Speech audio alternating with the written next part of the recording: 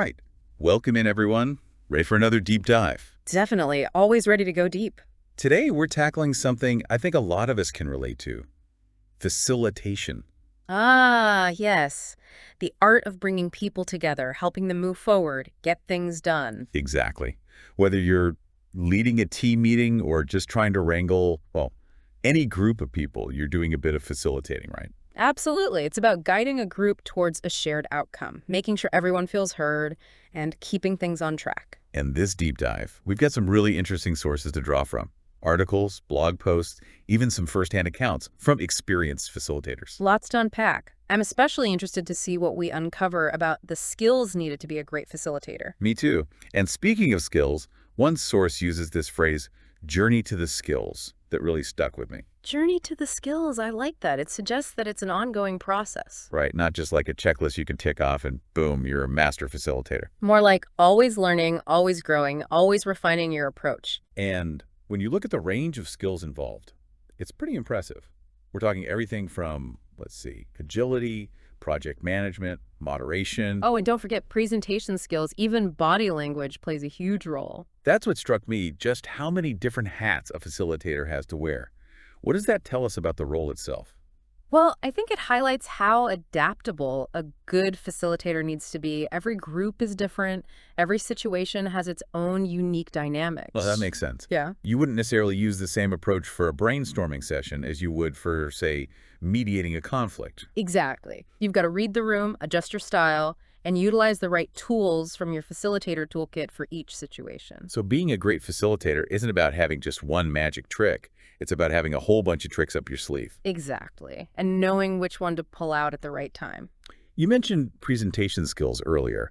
I find that interesting because in my mind, presentations are usually one person speaking to a group. How does that apply to facilitation? You know, it's a good point, but think about it this way. A skilled facilitator is always presenting something, even if it's not in a formal sense. Okay, what do you mean? Well, they're presenting ideas, structuring conversations, using visuals maybe to help people understand, asking the right questions to spark discussion. It's all about engaging the group, keeping them focused. Those are presentation skills too. I see what you're saying. It's like they're guiding the flow of information and ideas. Okay, now what about this whole body language thing? I'm curious to hear more about that. Body language is huge GE. You know, you walk into a room and people are already reading your nonverbal cues before you even open your mouth. So true. As a facilitator, things like maintaining eye contact, having open and welcoming posture, these can make people feel included, heard, respected. And on the flip side, if you're closed off, not really looking at people, that can shut down conversation pretty quickly. Exactly. It can create a sense of tension, make people hesitant to participate. Wow, it's amazing how much nonverbal communication is going on during a facilitated session. Things we might not even be consciously aware of. Right, but they're definitely having an impact. So we've talked about all these different skills, but at the core of it all, what would you say is the most essential skill for a facilitator? Good question. Honestly, I'd have to say communication. Communication, okay, that makes sense. Because it really underpins everything else.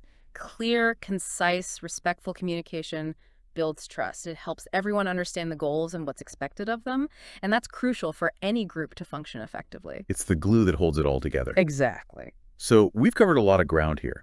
For someone listening who's thinking, okay, this facilitation stuff sounds interesting, but where do I even start? What advice would you give them? I'd say, first of all, don't get overwhelmed. It's a journey, remember? Start with some self-reflection. Think about your strengths. What are you naturally good at? Are you great at connecting with people? Or maybe you're super organized and natural planner. Those are fantastic starting points. And then what? Then think about areas where you might need to grow. Maybe you're a bit shy or you tend to get flustered when things get chaotic. Identify those areas and then look for resources or opportunities to help you develop those skills. There are tons of books, courses, workshops out there. You can even practice with friends or family. Yeah, practice is key, isn't it? The more you do it, the more comfortable and confident you become. Exactly. And you'll start to develop your own style, your own unique approach to facilitation.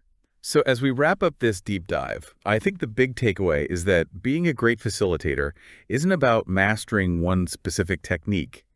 It's about continually learning, expanding your skill set, and being able to adapt to different situations. Couldn't have said it better myself. It's an ongoing journey of growth and discovery. And a worthwhile one, I'd say. Because when you can effectively guide a group, help them achieve their goals, and maybe even have some fun along the way, well, that's pretty rewarding. Absolutely. So, as you go about your day-to-day, I want you to ask yourself this. What's one skill you'd like to develop to become a better facilitator? What's one small step you can take on your own journey to the skills? Think about it, and hey, maybe even take that first step today. Until next time. See you themselves.